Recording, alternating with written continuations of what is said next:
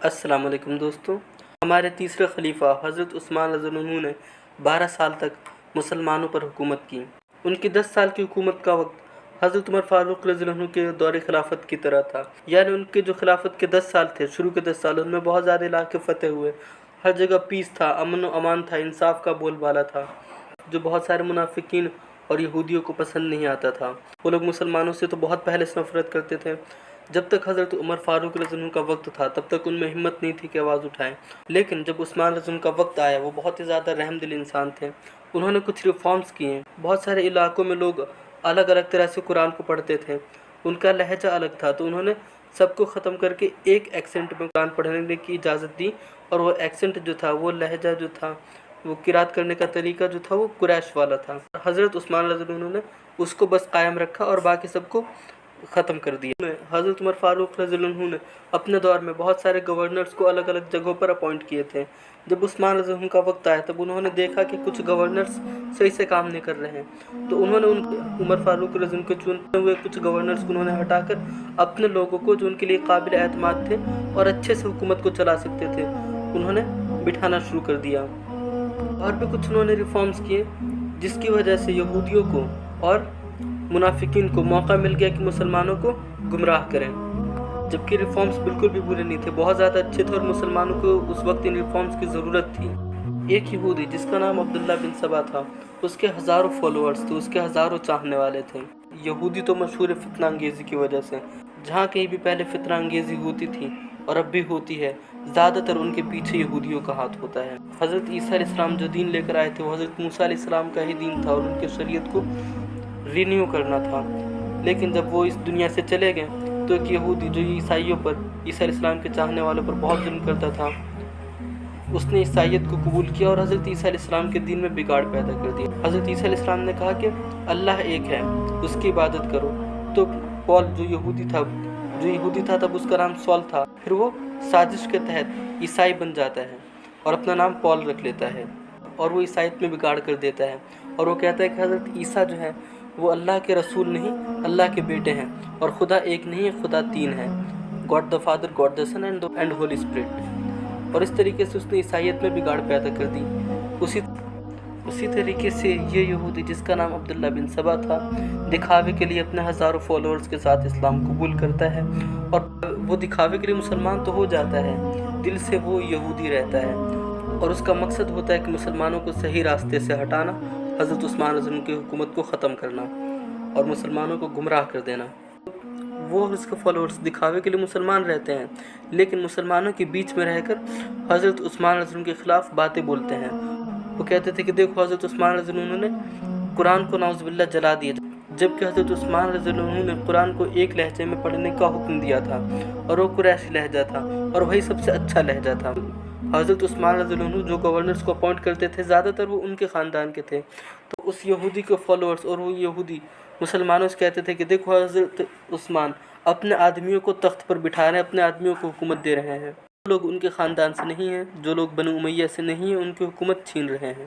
اس یہودی نے بہت سارے مسلمانوں کو گمراہ کیا، جس کی وجہ سے کچھ مسلمان اس کے جال میں پھنس گئے، اور وہ لوگ یہ بات مان گئے کہ واقعی حضرت عثمان رضی اللہ عنہ خلافت کے لائق نہیں ہیں۔ عبداللہ بن سبا کے فالوورز کہتے تھے کہ حضرت محمد صلی اللہ علیہ وسلم بنو ہاشم سے تھے، اور حضرت علی رضی اللہ عنہ بھی بنو ہاشم سے ہیں، جبکہ حضرت عثمان رضی اللہ عنہ بنو امیہ سے ہیں، اس لیے حضرت علی رضی اللہ عنہ کو خلیفہ بنانا چاہیے اور حضرت عثمان رضی اللہ عنہ کو خلافت کے عہدے سے ہٹانا چاہیے، جس کی وجہ سے حالات بہت زیادہ برے ہو گئے، اور فسادیوں نے حضرت عثمان رضی اللہ عنہ کے گھر کو گھیرے میں لے لیا۔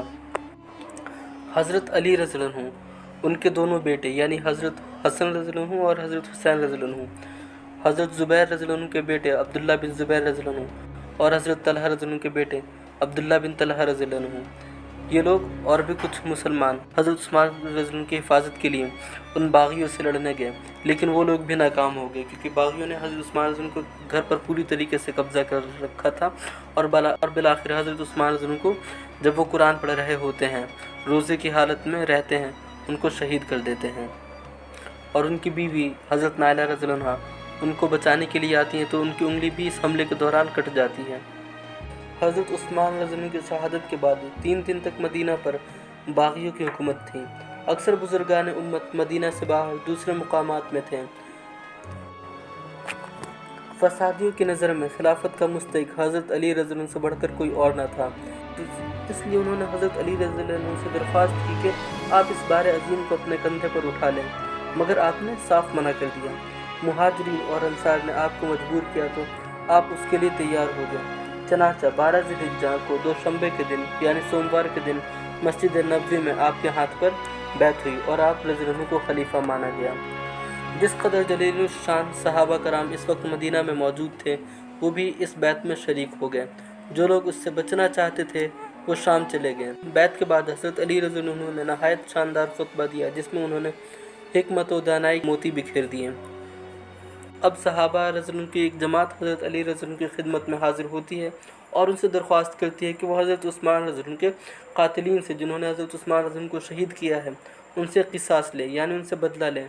मगर हर तरफ फसादियों का गलबा था जिससे गवाही मिलने की कोई सूरत न थी। इसलिए हज़रत अली रज़ी अल्लाह ने फरमाया कि शहर में ज़रा सुकून हो जाए तो मैं इस मुकदमे को हाथ में ले लूँ। हज़रत अली रज़ी अल्लाह को ख्याल हुआ कि उस वक्त जो भी गवर्नर्स थे उनके अंदर हुकूमत करने की काबिलियत मौजूद नहीं है। इसलिए उन्होंने उन गवर्नर्स को जो ठीक से काम नहीं कर रहे थे उनको हटाने का फ़ैसला कर लिया। इसलिए उन्होंने हज़रत उस्मान रज़ी अल्लाह के बनाए हुए कुछ गवर्नर्स को हटाकर अपने लोगों को वहाँ पर भेजना शुरू कर दिया। लेकिन हज़रत उस्मान रज़ी अल्लाह ने जिन गवर्नर्स को अपॉइंट किया था उनमें ज़्यादातर उनके ख़ानदान के थे। उन लोगों ने ओहदा छोड़ने से मना कर दिया और हज़रत अली रज़ी अल्लाह के भेजे हुए लोगों को वापस करने लगे।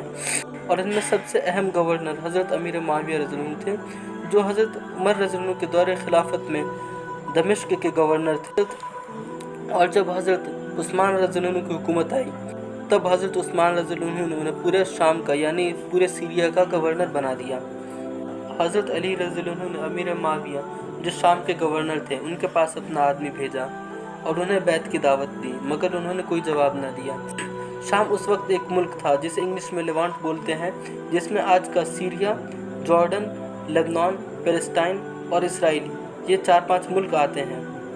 और इन इलाकों पर हज़रत अमीर मुआविया रज़ी अल्लाह की हुकूमत थी।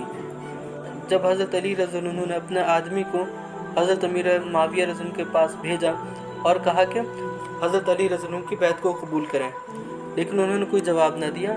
और 3 महीने बाद उन्होंने अपने एक कासिद मदीना भेजा जिसने दरबार खिलाफत में तकरीर करते हुए कहा कि शाम में 60,000 आदमियों को हज़रत उस्मान रज़ी अल्लाह के खून आलूद कमीज़ पर आंसू बहाते छोड़ आया हूँ। जब तक वो उस खून का बदला ना ले लेंगे उनकी तलवारें नायाम में नहीं जाएंगी। मामला चल रहा था तभी खबर मिलती है कि हज़रत आयशा रज़ी अल्लाह अन्हा, हज़रत तलहा रज़ी अल्लाह अन्हु और हज़रत ज़ुबैर रज़ी अल्लाह अन्हु बसरा के करीब पहुँच चुके हैं और उनके साथ मक्का के गवर्नर अब्दुल्ला बिन हज़रमी, साद बिन अलास और बनु उमैया के दूसरे लोग भी हैं। इस काफ़िले के सरदार और नमाज के इमाम हज़रत अब्दुर्रहमान बिन अताब बिन असद थे। हज़रत उस्मान रज़ी अल्लाह अन्हु का ताल्लुक़ बनु उमैया ख़ानदान से था, इसलिए बनु उमैया के लोग चाहते थे कि हज़रत अली रज़ी अल्लाह अन्हु जिन्होंने हज़रत उस्मान रज़ी अल्लाह को शहीद किया था उनसे बदला लें। हज़रत अली रज़ी अल्लाह ने यह सुनकर इराक़ का इरादा किया कि मुखालिफिन से पहले पहुंचकर हालात को कंट्रोल किया जाए। ये सुनकर अंसार का एक ग्रुप हज़रत अली रज़ी अल्लाह की खिदमत में हाजिर होता है और उनसे रिक्वेस्ट करता है कि वो मदीना को ना छोड़ें। जिस तरह हज़रत उमर रज़ी अल्लाह अन्हु यहाँ से बाहर तशरीफ़ नहीं ले गए उस तरीके से हज़रत अली रज़ी अल्लाह अन्हु भी बाहर ना जाएं। हज़रत अली रज़ी अल्लाह अन्हु बात नहीं मानते हैं और कुछ सहाबा के साथ तमाम अहले मदीना को लेकर रवाना हो जाते हैं। लेकिन जब वो बसरा से थोड़े ही दूर पर थे तब पता चलता है कि बसरा वालों ने हज़रत आयशा रज़ी अल्लाह अन्हा, हज़रत तलहा रज़ी अल्लाह अन्हु और हज़रत ज़ुबैर रज़ी अल्लाह अन्हु के हाथ पर बैत कर ली है। यहाँ से आपने हज़रत इमाम हसन रज़ी अल्लाह अन्हु और अम्मार बिन यासिर रज़ी अल्लाह अन्हु को कूफ़ा भेजा। उन्होंने वहाँ जाकर देखा कि हज़रत अबू मूसा अशरी वाली कूफ़ा मस्जिद में एक अज़ीम शान इज्तिमा के सामने तकरीर कर रहे हैं और लोगों को हथियार बेकार करने और गोशा नशीन होने की यानी सिर्फ मस्जिद के कोने में बैठकर अल्लाह अल्लाह करने की और कुरान और हदीस पढ़ने की बात कर रहे हैं। हज़रत इमाम हसन रज़ी अल्लाह अन्हु ने मस्जिद में दाखिल होते ही उन्हें उसी वक्त निकल जाने का हुक्म दिया। इसके बाद उन्होंने और कूफ़ा के एक बुज़ुर्ग ने जिनका नाम हजर बिन अदी था उन्होंने बड़ी असर अंगेज़ तकरीरें की और दूसरे दिन 9,500 सिपाही लेकर हज़रत अली रज़ी अल्लाह अन्हु के पास पहुँच गए। हज़रत अली रज़ी अल्लाह अन्हु ने अपने फ़ौज को नए सिरे से ऑर्गेनाइज़ किया और बसरा की तरफ रवाना हुए। वहाँ इस वक्त 3 किस्म के लोग थे। एक वो थे जो ना हज़रत अली रज़ी अल्लाह की तरफ थे, ना हज़रत आयशा रज़ी अल्लाह अन्हा, ज़ुबैर रज़ी अल्लाह अन्हु और तलहा रज़ी अल्लाह अन्हु की तरफ थे। दूसरे जो थे हज़रत अली रज़ी अल्लाह की तरफ थे اور جو تیسرا گروہ تھا وہ حضرت عائشہ رضی اللہ عنہ، ان کے ساتھ جو زبیر رضی اللہ عنہ اور طلحہ رضی اللہ عنہ تھے ان کی طرف تھا۔ پہلی جماعت کی کوشش تھی کہ آپس میں صلح ہو جائے۔ حضرت علی رضی اللہ عنہ اور حضرت عائشہ رضی اللہ عنہ کی بھی یہی خواہش تھی۔ صلح کے آثار صاف طور سے ظاہر ہو رہے تھے۔ حضرت علی رضی اللہ عنہ کے فوج میں عبداللہ بن سبا کے فالوورز تھے جو حضرت عثمان رضی اللہ عنہ کے قاتل تھے۔ انہوں نے خیال کیا کہ اگر حضرت عائشہ رضی اللہ عنہ اور حضرت علی رضی اللہ عنہ میں صلح ہو گئی تو پھر ان سبائیوں کی یعنی عبداللہ بن سبا کے فالوورز کی خیر نہیں، وہ مارے جائیں گے۔ اس لیے انہوں نے حضرت عائشہ رضی اللہ عنہ کی فوج پر رات کے وقت چھاپا مارا۔ رات کے اندھیرے میں دونوں فوجوں میں سمجھ میں نہیں آیا کہ حملہ کہاں سے ہو رہا ہے، اور رات کے وقت ہی دونوں فوجوں نے ایک دوسرے پر حملہ کر دیا۔ صبح ہوتے ہوتے یہ حملہ ایک لڑائی کی شکل اختیار کر گیا اور پھر دونوں طرف سے مسلمان مارے جانے لگے، مسلمانوں کا خون پانی کی طرح بہنے لگا۔ دن ہو چکا تھا۔ حضرت علی رضی اللہ عنہ، حضرت عائشہ رضی اللہ عنہ نے بہت زیادہ کوشش کی کہ یہ جنگ ختم ہو جائے، مگر دونوں ہی ناکام رہے۔ اور یہ لڑائی جو حضرت عائشہ رضی اللہ عنہ اور حضرت علی رضی اللہ عنہ کے بیچ میں ایک مس انڈرسٹینڈنگ کی وجہ سے ہوئی جو یہودیوں نے کھڑی کی، اس لڑائی کو جنگ جمل کہا جاتا ہے۔ جمل کا مطلب ہوتا ہے اونٹ، اور اس لڑائی میں حضرت عائشہ رضی اللہ عنہ اونٹ پر بیٹھی ہوئی تھی۔ لڑائی جب شروع ہوتی ہے تو حضرت علی رضی اللہ عنہ تنہا گھوڑے پر سوار ہو کر میدان میں آتے ہیں اور حضرت زبیر رضی اللہ عنہ کو بلا کر کہتے ہیں، زبیر کیا تمہیں یاد ہے کہ رسول اللہ صلی اللہ علیہ وسلم نے ایک بار تم سے کہا تھا کہ ایک روز تم ناحق علی سے لڑو گے؟ حضرت زبیر رضی اللہ عنہ کو وہ بات یاد آ جاتی ہے اور انہوں نے کہا، ہاں اب مجھے یاد آیا۔ حضرت زبیر رضی اللہ عنہ کو اپنی غلطی کا احساس ہوا۔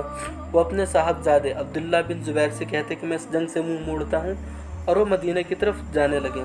راستے میں ایک فسادی ایک دنگائی جس کا نام عمر بن جرموز تھا انہیں دیکھ لیتا ہے اور ان پر پیچھے سے تیر سے حملہ کرتا ہے، جس کی وجہ سے وہ شہید ہو جاتے ہیں۔ جب حضرت طلحہ رضی اللہ عنہ دیکھتے ہیں کہ حضرت زبیر رضی اللہ عنہ جنگ چھوڑ کر جا رہے ہیں تو وہ بھی مدینہ جانے کا فیصلہ کرتے ہیں اور وہ بھی جانے لگتے ہیں۔ ان کو بھی ایک فسادی دیکھ لیتا ہے اور تیر مار کر ان کو شہید کر دیتا ہے۔ حضرت عائشہ رضی اللہ عنہ اونٹنی پر بیٹھی ہوئی تھی، اس لیے وہ ہر کسی کو دکھائی دے رہی تھی، اس لیے جو ان کے ساتھی تھے وہ حضرت علی رضی اللہ عنہ کے ساتھیوں پر حملہ کر رہے تھے اور جنگ ہو رہی تھی۔ حضرت علی رضی اللہ عنہ کو یہ بات سمجھ میں آئی کہ اگر اونٹنی کسی طریقے سے بیٹھ جائے تو جنگ رک سکتی ہے۔ انہوں نے ایک بزرگ کو بلایا اور ان سے کہا کہ وہ حضرت عائشہ رضی اللہ عنہ کی اونٹنی پر تلوار مارے۔ وہ جا کر مارتے ہیں تو اونٹنی بیٹھ جاتی ہے۔ جب اونٹنی بیٹھ جاتی ہے تو حضرت عائشہ رضی اللہ عنہ نیچے ہو جاتی ہیں، جس کی وجہ سے لوگوں کو دکھائی نہیں دیتی اور جنگ بند ہو جاتی ہے۔ حضرت علی رضی اللہ عنہ اسی وقت محمد بن ابو بکر رضی اللہ عنہ کو بلاتے ہیں، ان سے ان کی بہن کا حال پوچھتے ہیں، یعنی حضرت عائشہ رضی اللہ عنہ کا حال چال پوچھتے ہیں کہ وہ جنگ میں زخمی تو نہیں ہوئی، کوئی چوٹ ووٹ تو نہیں آئی۔ دونوں طرف سے 10,000 مسلمان مارے گئے۔ جو لوگ قتل ہوئے تھے ان لوگوں کو دفن کرنے کے بعد حضرت علی رضی اللہ عنہ حضرت عائشہ رضی اللہ عنہ کے پاس جاتے ہیں، ان سے حال چال پوچھتے ہیں۔ بصرہ میں چند دن حضرت عائشہ رضی اللہ عنہ رہتی ہیں۔ اس کے بعد 1 رجب 26 ہجری کو حضرت علی رضی اللہ عنہ ان کو مدینہ روانہ کر دیتے ہیں اور کچھ میل تک ان کے ساتھ چلتے ہیں۔ ایک منزل تک حضرت امام حسن رضی اللہ عنہ اور حضرت حسین رضی اللہ عنہ کو بھی ان کے ساتھ جانے کے لیے کہہ دیتے ہیں، اور جب حضرت عائشہ رضی اللہ عنہ مدینہ پہنچتی ہیں اس وقت تک ان کے بھائی محمد بن ابی بکر ان کے ساتھ تھے۔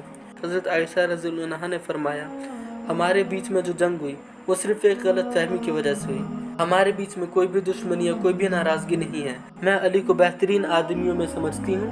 اور حضرت علی رضی اللہ عنہ نے فرمایا، ام المؤمنین نے سچ کہا، ہم میں کوئی دشمنی نہیں، آپ ہمارے رسول صلی اللہ علیہ وسلم کی زوجہ ہیں اور ہماری ماں ہیں، آپ کا رتبہ بہت بڑا ہے۔ حضرت علی رضی اللہ عنہ نے دیکھا کہ حضرت عثمان رضی اللہ عنہ کے فتنہ قتل سے حرم نبوی کی سخت توہین ہوئی ہے، یعنی مدینہ جو حضرت محمد صلی اللہ علیہ وسلم کا شہر تھا، جہاں پر حضرت محمد صلی اللہ علیہ وسلم مکہ چھوڑ کر مدینہ آئے تھے اور یہاں پر سکونت اختیار کی تھی کیونکہ مکہ میں ان کو پریشان کیا جاتا تھا، اور جب وہ مدینہ آئے، مدینہ میں انہوں نے سکونت اختیار کیا، مسلمانوں کو سکون کی زندگی مدینہ میں نصیب ہوئی، اور مدینہ سے ہی نکل کر پیس پورے عرب میں اور پھر آس پاس کے ممالک میں پہنچا۔ وہی اسی مدینہ میں فتنہ انگیزی ہونے لگی تھی جس کی وجہ سے مدینہ کی بہت زیادہ بے حرمتی ہوئی۔ اس لیے حضرت علی رضی اللہ عنہ نے خیال کیا کہ علمی اور مذہبی مرکز کو سیاسی مرکز سے الگ کر دیا جائے، اس لیے انہوں نے کوفہ کو اپنا پولیٹیکل سینٹر بنا لیا، انہوں نے اپنی دارالخلافت کوفہ کو بنا لیا، لیکن جو مذہبی سینٹر رہے گا، جو مسلمانوں کا ریلیجیس سینٹر رہے گا، وہ مدینہ اور مکہ رہیں گے اور پولیٹیکل سینٹر کوفہ رہے گا۔ چنانچہ 12 رجب 32 ہجری کو منڈے کے دن آپ کوفہ میں داخل ہوئے، میدان میں ٹھہرے اور جمعہ کے روز نہایت سبق آموز ولولہ انگیز تقریر کی۔